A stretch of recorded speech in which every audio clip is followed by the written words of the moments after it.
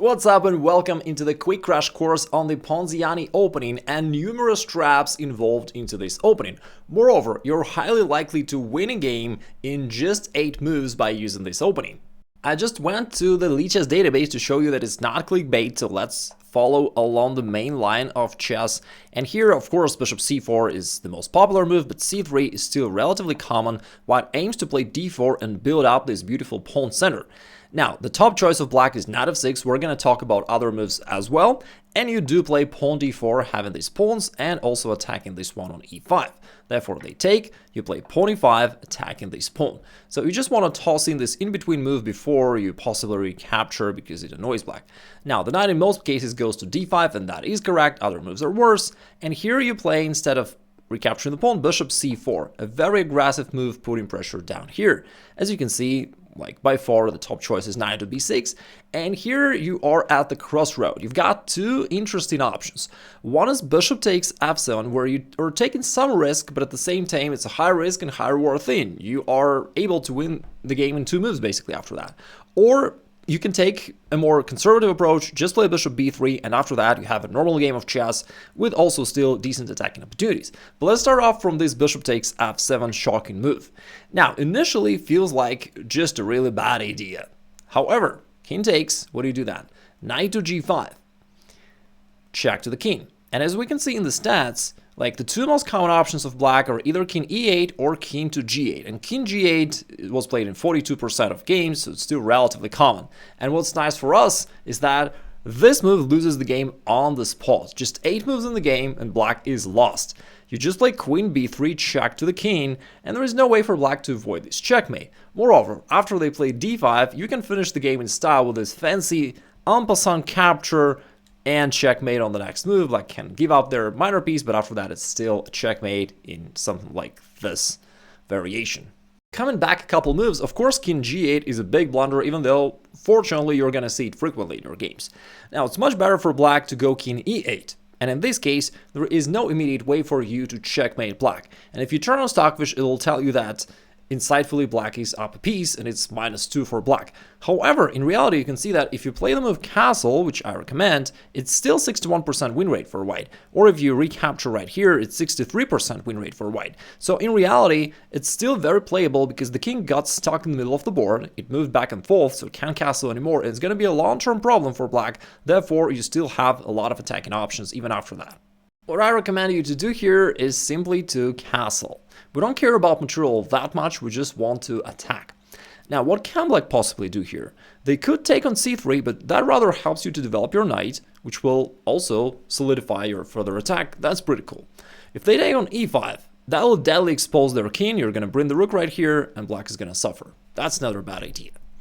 Now, finally, quite often they'll play h6, which is a losing error. We'll see why in a moment. Some of them will play bishop e7, trying to get rid of this annoying knight this way. But in this case, you still insist on keeping the knight right there by just defending it with the move pawn h4. Now, taking on g5 does not feel good for black, and it is a bad move indeed, because after that you recapture with the bishop, putting pressure down here, and that's annoying, that's good for you. Now let's take it back. At this point, lots and lots of your opponents will play h6, because it feels like that's the only piece that really helps you to create significant threats, so they want to push it back and they hope that after that they'll have a good game.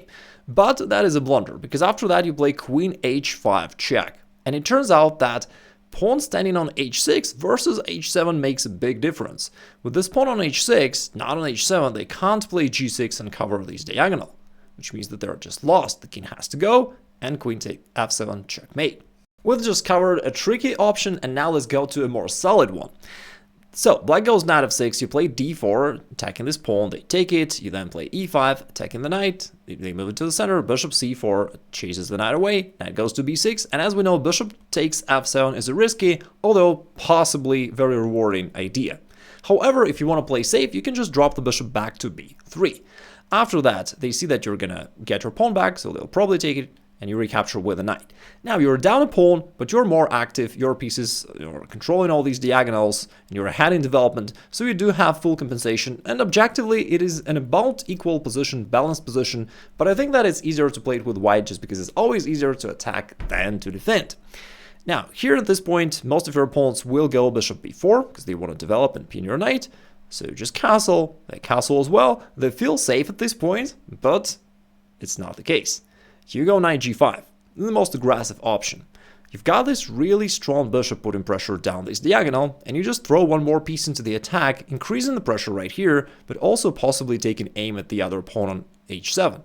And black needs to be really careful not to lose the game right away, because you want to also play queen h5, adding one more piece into your attack, and it's getting deadly. Moreover, if they play pawn h6, again, the most natural move trying to get rid of this knight, you play the funny move queen h5. You just ignore their thing completely, and you say, you know what, I'm gonna do my thing. And you still threaten to capture on f7. This time you're attacking it multiple times, so it feels like a big problem for black. Now, they might think, okay, what if I just take the knight?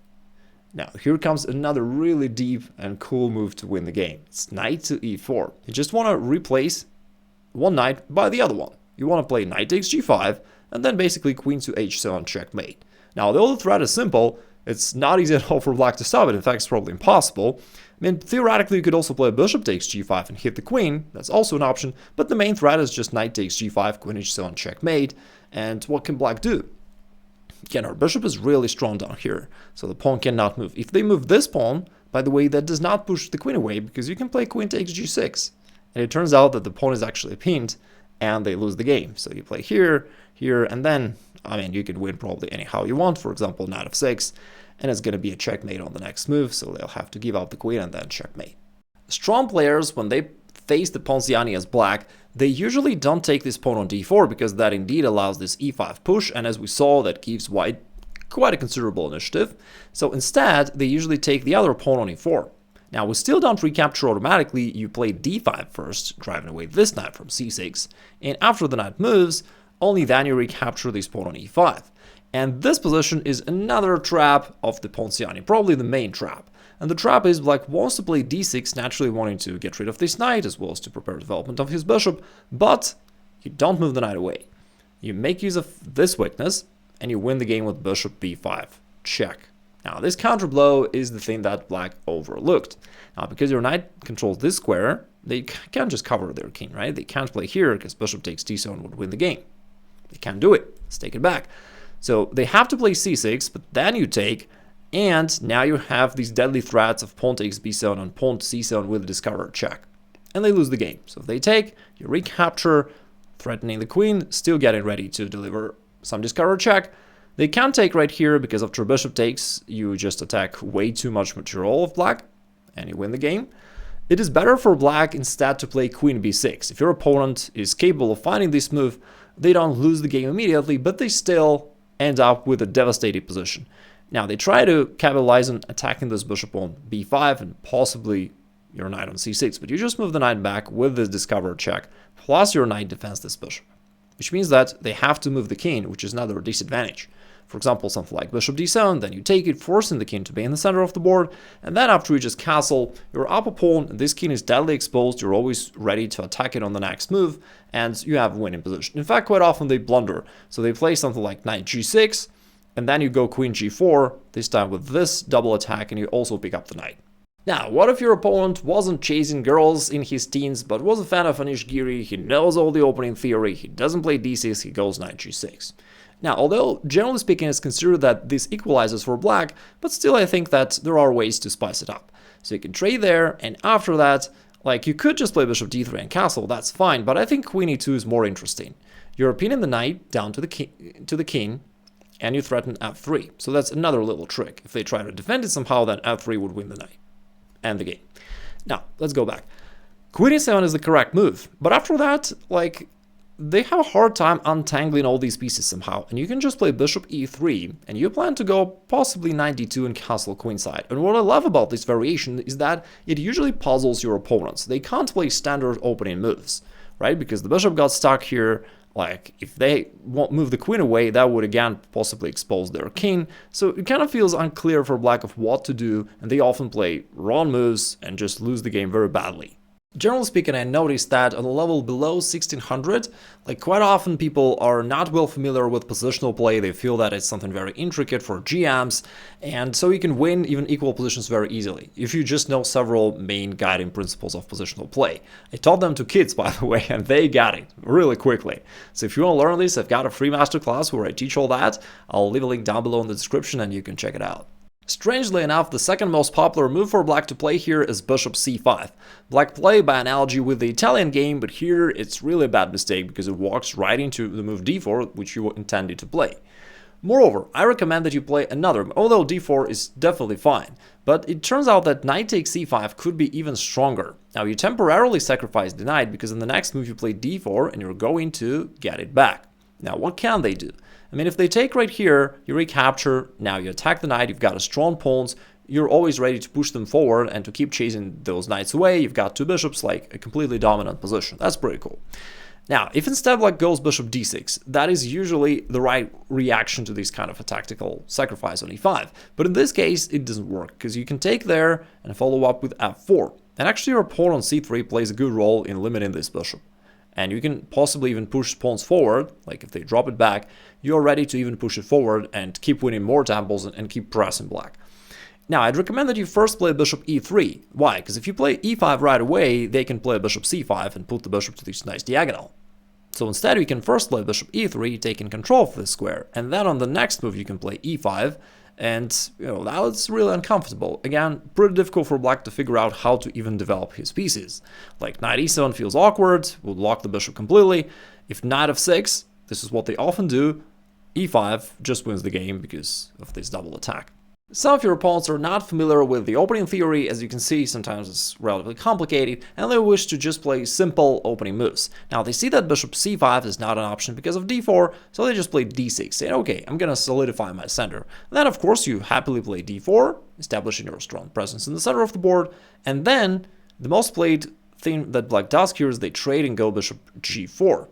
Now, they hope that this is going to put some pressure onto your position, but in reality it's not the case, not dangerous at all. You can ignore it and just develop. When they happily take here, thinking that they achieved something, because you don't want to take right here, you'll lose the pawn. Yes, you double the pawns on the king side, but your position is still super strong in reality.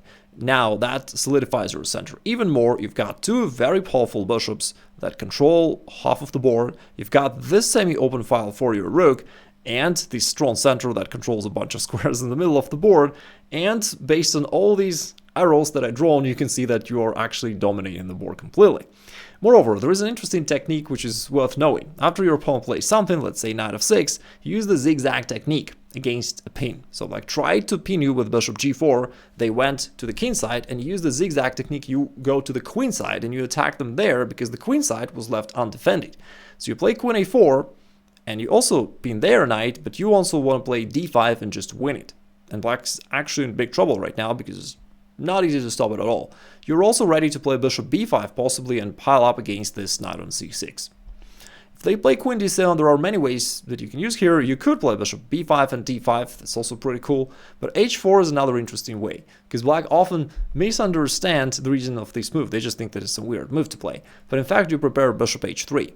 And your point is pretty simple. You want to play here, kick this queen away, and then d5 would win this knight on c6. So if they play something like bishop e7, that would win the game. So bishop h3 goes back d5, and now you get this knight because it's been down to the king.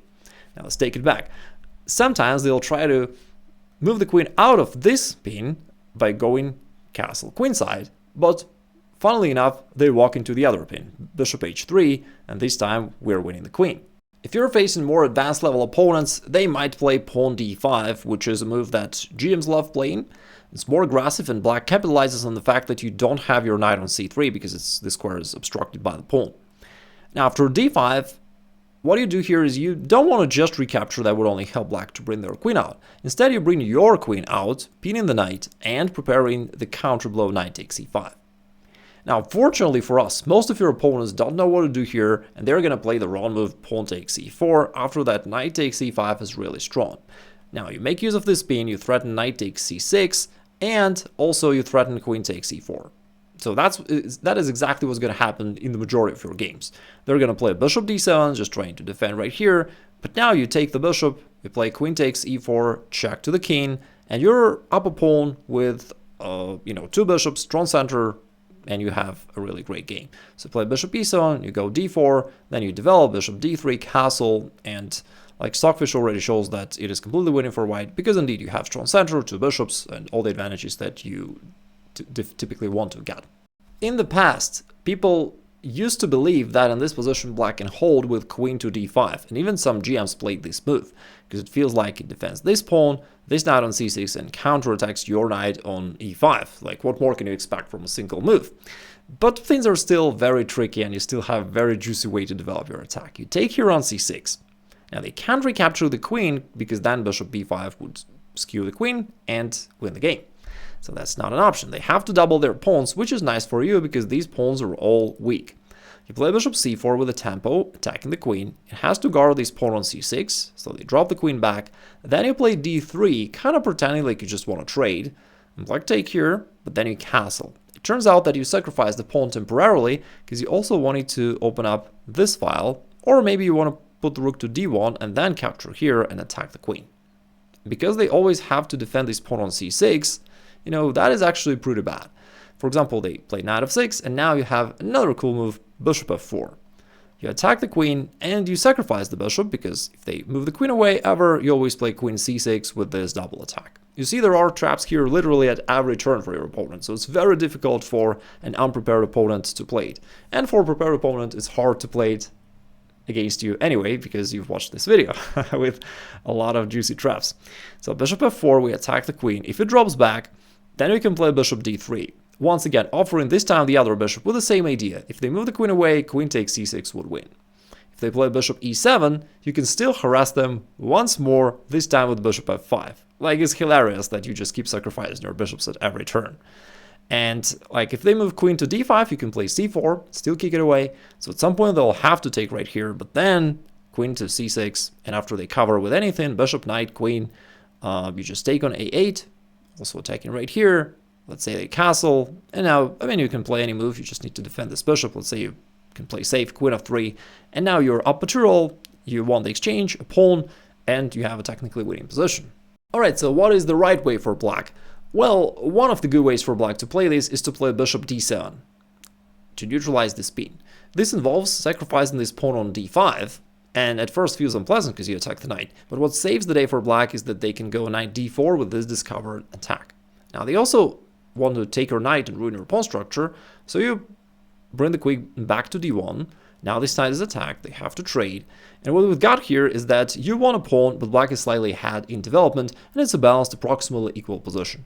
After knight f6, like, one of the ways the computer recommends here is the move c4, and I quite like it, because c4 serves two purposes. You overprotect this pawn on d5 so that your opponent can never take it back, and you enable this c3 square for your knight. So let's say they play something, you go knight c3, they castle, you play d3, and although black is slightly ahead in development, it's hard for them to do anything really because you barricaded the position completely, you blocked everything, you control this square very well, they can't break through, so you want to play bishop e2 and castle, and black will have to claim, what compensation they have for being down a pawn. Again, approximately it's an equal position, playable for both sides, so having this as the worst case scenario for you is a pretty good thing. That said, there is an unknown and much more aggressive way for black to counter the Ponziani opening. I've got a dedicated video about this, check it out right here so that you know how to beat Gotham Chess subscribers.